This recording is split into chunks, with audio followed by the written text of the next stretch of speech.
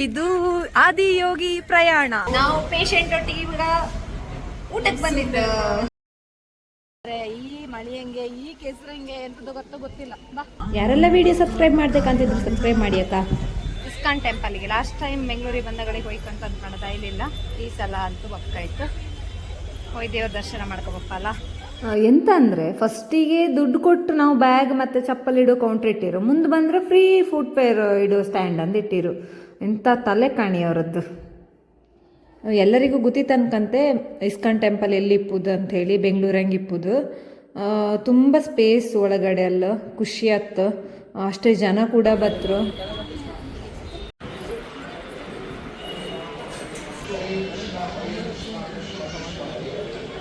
ಫಸ್ಟಿಗೆ ಎಂಟ್ರಿ ಆಗಿ ಫಸ್ಟ್ ಸಿಕ್ಕು ನಮಗೆ ಟೆಂಪಲ್ಲೇ ಗೋವಿಂದ ವೆಂಕಟರಮಣಂದು ದೇವಸ್ಥಾನ. ಅಲ್ಲಿಂದ ಕಣ್ಕೊಂಡು ಕೈ ಮುಕ್ಕೊಂಡು ಹಾಗೆ ನಾವು ಮೇಲೆ ಹೋಯ್ತು. ಅಲ್ಲಿಂದ ಸೀದಾ ಮೇಲೆ ಹೊರೆ ನಮಗೆ ರಾಧಾಕೃಷ್ಣರದ್ದು ದೇವಸ್ಥಾನ ಸಿಕ್ಕುತ್ತೆ. ಅಲ್ಲಿ ದೇವರಿಗೆ ನಮಸ್ಕಾರ ಮಾಡೋ ರೀತಿನೇ ಸ್ವಲ್ಪ ಬೇರೆ ಅಂಥೇಳಿ ಹೇಳಕ್ಕೆ ನನಗೂ ಅಲ್ಲಿ ಹೊರ ಮೇಲೆ ಗೊತ್ತಾದದ್ದು ಹಿಂಗಿತ್ತು ಅಂಥೇಳಿ. ನನ್ನ ತಂಗಿ ಯಾವಾಗಲೂ ಹೋಗ್ತಿದ್ಲು, ಹಾಗೆ ಅವಳು ಹಾಗೆ ಕೈ ಮುಗುದು. ಮತ್ತು ಅಲ್ಲಿಂದ ಸ್ವಲ್ಪ ಈಚೆ ಬಂದ ಮೇಲೆ ಫುಲ್ ಸ್ಟೋರ್ಸ್ ಎಲ್ಲ ಸ್ಟಾರ್ಟ್ ಆಗ್ತು, ಅಂಗಡಿ ಎಲ್ಲ ಭಗವದ್ಗೀತೆ ಬುಕ್ಸ್ ಇದು ಅದೆಲ್ಲ ಸ್ಟಾರ್ಟ್ ಆಗಿ ಸ್ವಲ್ಪ ಮುಂದೆ ಅಂದರೆ ಗ್ರೌಂಡ್ ಫ್ಲೋರಿಗೆ ಇಳ್ಕೊ ಬಂದ್ರ ಕೂಡಲೇ ಅಲ್ಲಿದು ಹಿಸ್ಟ್ರಿ ಮತ್ತು ಅಲ್ಲಿ ಯಾವಾಗ ಸ್ಟಾರ್ಟ್ ಮಾಡುವಾಗ ಮತ್ತು ಮುಗಿಸುವಾಗೆಲ್ಲ ಹೆಂಗಿತ್ತು ದೇವಸ್ಥಾನ ಅಂಥೇಳಿ ಅಲ್ಲೇ ಸ್ವಲ್ಪ ಬರೆದು ಮತ್ತು ಫೋಟೋಸ್ ಜೊತೆ ಹಾಕಿರಲ್ಲ ಅಂಡರ್ ಗ್ರೌಂಡಲ್ಲೇ. ಅದನ್ನೆಲ್ಲ ಮುಗಿಸ್ಕೊಂಡು ಈಚೆಗೆ ಬಂದರೆ ನಮಗೆ ಸಿಕ್ಕುದೇ ಸಂತೆ ಅಂತಂದರೆ ದೊಡ್ಡ ಮಾರ್ಕೆಟ್ ಅಂತ ಹೇಳಕ್ಕೆ ಒಂದ್ಸಲ ಕನ್ಫ್ಯೂಸ್ ಆಗಿಬಿಡತ್ತೆ. ನಾವು ದೇವಸ್ಥಾನದ ಬಿಲ್ಡಿಂಗಲ್ಲೇ ಇತ್ತ ಅಂಬಂಗೆ ಅಷ್ಟು ಅಂಗಡಿ ಇತ್ತು. ಅದರಲ್ಲೂ ನಿಮ್ಗೆ ಎಂತ ಬೇಕು ಎಲ್ಲ ಅಲ್ಲೇ ನಿಮಗೆ ಪರ್ಚೇಸ್ ಮಾಡೋ ಅವಕಾಶ ಇತ್ತು.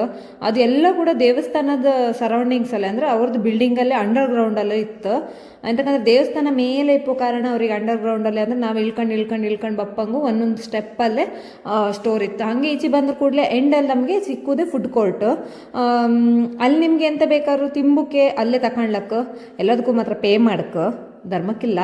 ಹಾಗೆ ನಾವು ಸ್ವಲ್ಪ ಪುಳಿಯೋಗರೆ ತಗೊಂಡು ತಿಂಬ ಅಂಬಂಗಾಯ್ತು. ಮಧ್ಯಾಹ್ನ ಉಣ್ಲೇ ಇಲ್ಲ ಇದ್ದಿತ್ತು, ಅದಕ್ಕೆ ಪುಳಿಯೋಗರೆ ತಗೊಂಡು ಸ್ವಲ್ಪ ಟೇಸ್ಟ್ ಮಾಡಿ ತಿಂಬ ಅಂದ್ಕೊಂಡು ಹೋಯ್ತು. ಬನ್ನಿ ತಿಂಬ.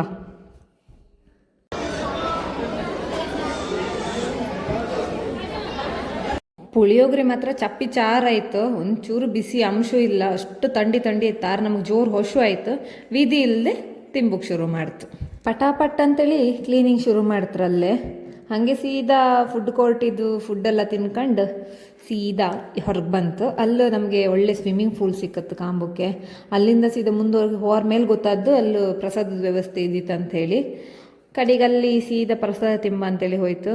ವಿಡಿಯೋ ಮಾಡೋಕ್ಕೆ ಅಂಥೇಳಿ ಹೋಪತಿಗೆ ಬೈದರು, ವಿಡಿಯೋ ಮಾಡೋಕ್ಕಿಲ್ಲ ಅಂತೇಳಿ. ನಾವು ಯಾರು ಬೇಕಾದ್ರೂ ಅಲ್ಲಿ ಪ್ರಸಾದದ ವ್ಯವಸ್ಥೆ ಮಾಡ್ಲಕ್ಕಂಬ್ರು, ಅಂದರೆ ಬಂದರಿಗೆ ಪ್ರಸಾದ ಕೊಡೋದಿರುತ್ತಲ್ಲ ಅದ್ರ ವ್ಯವಸ್ಥೆ. ಕಿಚಡಿ ಸೇವಾ ಅಂಥೇಳಿ ಒಂದು ಬೋರ್ಡ್ ಹಾಕಿದ್ದೀರು. ಅದ್ರ ನಂತರ ಅಂತೂ ಇಸ್ಕಾನದ ಒಂದು ಪ್ರಯಾಣ ಅಂತ ಇತ್ತು, ಅದನ್ನು ಮುಗಿಸಿ ನಾವೀಗ ನೆಕ್ಸ್ಟ್ ಹೋಪಕ್ಕೆ ಎಲ್ಲಿಗಂಥೇಳಿ ಪ್ಲ್ಯಾನ್ ಮಾಡಿದ್ದಿತ್ತು, ಈಶಕ್ಕೆ ಹೋಪಕ್ಕಂತೇಳಿ. ಈಶಕ್ಕೆ ಈಗ ನಾವು ಹೋತಾಯಿತ್ತು. ಬನ್ನಿ ನನ್ನ ಜೊತೆನೇ ಈಶಕ್ಕೆ ಹೋಪ. ಎಂಥದ್ದೇ ಇಲ್ಲಿ ನಂಗೆ ಇದೊಂದು ಕಣ್ಣು ಮಾತ್ರ ಭಾರಿ ಖುಷಿ ಆಯಿತು. ಯಾಕಂದ್ರೆ ನಮ್ಮದು ಕರ್ನಾಟಕದ ಮ್ಯಾಪನ್ನು ತಗೊಂಡೋಗಿ ಮೇಲೆ ಬಿಡಿಸಿ ಇಟ್ಟಿರಿ ಯಾರು ಎಲ್ಲರಿಗೆ ಕಾಂಬಂಗೆ. ಆದರೆ ಮುಂದೆ ಈಶಕ್ಕೆ ಹೋಗೋದು ಹೊರಟದ್ದು ಹೌದು, ದಾರಿಂಗ್ ಫುಲ್ಲು ಮಳೆ ಒಂದ್ಸಲ, ಕಡೆ ಸ್ವಲ್ಪ ಮುಂದೆ ಹೊರ ಮಳೆ ಇಲ್ಲ.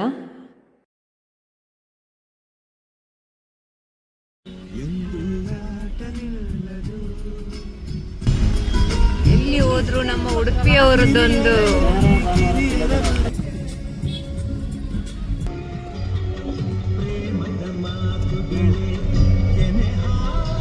ಎಲ್ಲ ಗುಡ್ಡಿ ಹತ್ಕೊಂಡು ಕೂತ್ಕೊಂಡಿರು ಫೋಟೋ ವಿಡಿಯೋ ತೆಗೋಕಂತೇಳಿ.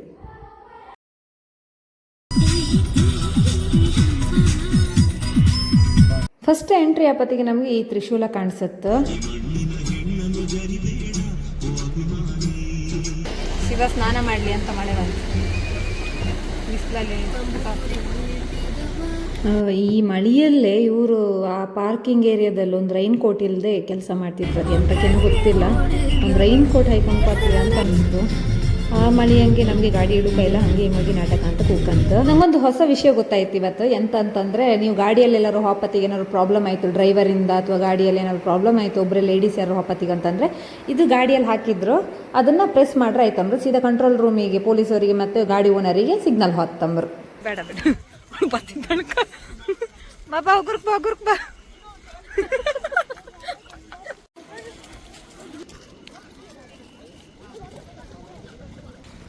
ಆದಿಯೋಗಿ ಲೈಟಿಂಗ್ಸ್ ನೋಡು ಅಂತೇಳಿ ಬಂದದ್ದು. ಆದ್ರೆ ಈ ಮಳಿ ಹೆಂಗೆ ಈ ಕೆಸರು ಹೆಂಗೆ ಎಂತದ್ದು ಗೊತ್ತಿಲ್ಲ. ಬಾ ಇದು ಆದಿಯೋಗಿ ಪ್ರಯಾಣ.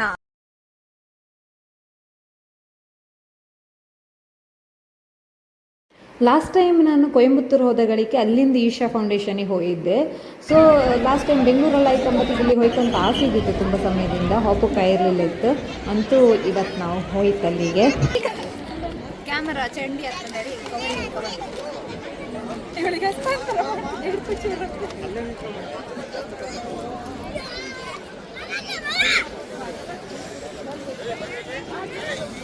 ಹಬ್ಬ ಎಂಥ ಜನ ಅಂದರೆ ಅಷ್ಟು, ಮೇ ಬಿ ಒಂದು 20-30 ಸಾವಿರ ಜನ ಇದ್ರೇನೋ. ಎಂತಕ್ಕಂದ್ರೆ ಒಂದು ಸಂಡೇ, ಅದಕ್ಕೂ ಜನ ಎಲ್ಲ ಅಲ್ಲೇ ಒಟ್ಟಾಯ್ಕು ಸಾಕು. ಖುಷಿ ಆಯ್ತು ಮಾತ್ರ. ತಲೆನೋವು ಅಂತಿದ್ದಾಳೆ. ಮಳೆ ಬಂತು ಬೇಗ ನಾವೀಗ ಲೈಟಿಂಗ್ ಸಿಕ್ಕಾಯ್ತಾ.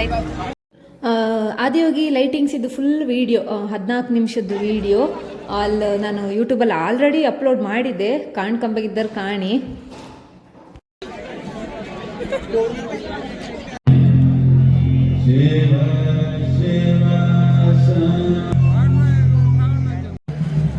ಇದು ಸೇಮ್ ಮಾಣಕಟ್ಟೆ ಹಬ್ಬ ಮುಗಿಸಿ ವಾಪಸ್ ಹೋಗ್ತಲ್ಲ ಮನೆಗೆಲ್ಲ, ಹಾಗೆ ಅಂಬಾಗಿತ್ತಪ್ಪ ನಂಗಂತೂ ಜನ ನಿನ್ಕೊಂಡ್ರು. ಈ ಟ್ರಾಫಿಕ್ಕಿಂದ ಮುಗಿಸ್ಕೊಂಡು ನಾವು ಈಶಾದಿಂದ ಮೇನ್ ರೋಡಿಗೆ ಹೋಗೋಕೆ ಅರ್ಧ ಗಂಟೆ ತಗೊಂಡಿತ್ತು. ಎಂತಕ್ಕಂದ್ರೆ ನಾವು ಸ್ವಲ್ಪ ಲೇಟ್ ಬಂದದಕ್ಕೆ ನಮಗೆ ಪಾರ್ಕಿಂಗ್ ಹಿಂದೆ ಸಿಕ್ಕಿದ್ದಿತ್ತು. ಇಲ್ಲಿ ಟ್ರಾಫಿಕ್ ಆದ ಗಳಿಗೆ ಒಂದು ಇವ್ರದ್ದೆಲ್ಲ ಪಾಪ ಬಿಸ್ನೆಸ್ ಮಕ್ಕಳದ್ದು ಬೋಟಿ ಮಾರೋದು ಮತ್ತು ಪಾಪ್ಕಾರ್ನ್ ಮಾರೋದು. ಆದರೆ ಸೆಕ್ಯೂರಿಟಿ ಅವ್ರು ಏನಾದ್ರು ಕಂಡ್ರೆ ಮಾತ್ರ ಪ್ಯಾಕೆಟನ್ನು ತಗೊಂಡು ಹೋದ್ರಂತೆ. ಅದಕ್ಕೆ ಮಕ್ಕಳವ್ರು ಸೆಕ್ಯೂರಿಟಿ ಎಲ್ಲ ಬಂದ ಕೂಡಲೇ ಓಡ್ತಿದ್ದೀರು ಪಾಪ, ಚೀಲ ಎಲ್ಲ ಹಿಡ್ಕೊಂಡು. ಎಂತ ಮಾಡೋದು, ಅವರು ಬದುಕಕ್ಕಲ್ಲ, ಹಾಗೆ ಸ್ವಲ್ಪ ಈ ಜನರ ಮಧ್ಯೆ ಟ್ರಾಫಿಕ್ ಅದಲ್ಲೆಲ್ಲ ಮಾರ್ಕ ಬದುಕ್ತಿದ್ರು. ಬಾಯ್ ಬಾಯ್ ಈಶಾ.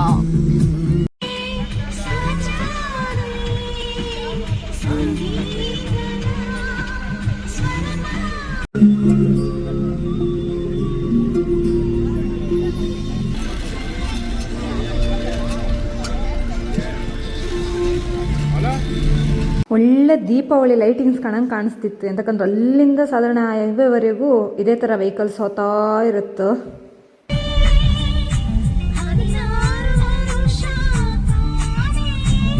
ಹಾಗೆ ಮುಂದೆ ಹೋಗ್ಬೇಕು. ಒಂದು ಕಡೆ ರೂಟ್ ಚೇಂಜ್ ಆಗ್ತಾ ಆಯ್ತಾ, ಊರ ಕಡೆ ಅಂದರೆ ನಾವು ಬಪ್ಪತಿ ಊರೊಳಗಿಂದ ಬಂದಿರುತ್ತೆ.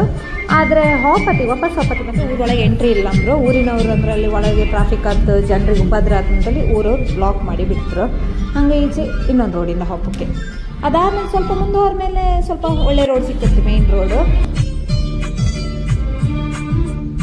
ಇಲ್ಲಂತೂ ಒಂದು ಸಣ್ಣ ಗಾಡಿಯು ಹೋಪಕ್ಕಿಲ್ಲ ಅಂಬಂಗೆ ಊರಾರು ಬಂದ್ ಮಾಡಿ ಇಟ್ಟಿರು ಬ್ಯಾರಿಗೇಟ್ ಹಾಕಿ. ಆದ್ರೆ ಈ ರೋಡಾಗ ಮಾತ್ರ ನಮಗೆ ಹೋಪಕ್ಕೆ ಹತ್ತಲ್ಲ, ಅಷ್ಟು ಮಣ್ಣು ರೋಡ್ ಮತ್ತು ಹೊಂಡ ಇದ್ದಿತ್ತು. ಆರು ಕಷ್ಟಪಟ್ಕೊಂಡು ಬಂತು. ಈಗ ನಾವು ಊಟಕ್ಕೆ ಹೋತಿತ್ತು. ಹಾಗೆ ದಾರಿಯೆಲ್ಲ ನನ್ನ ತಂಗಿನ ಹೆಬ್ಬಾಳದಿಂದ ಎತ್ತೈಕ ಹೋಯ್ತು. ಅದು ಒಳ್ಳೆ ಹೈಲೈಟ್ ಅದು.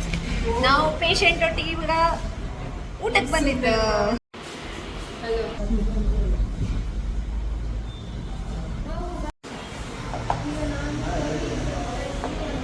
ಚಂದ ಇತ್ತಲ್ಲ.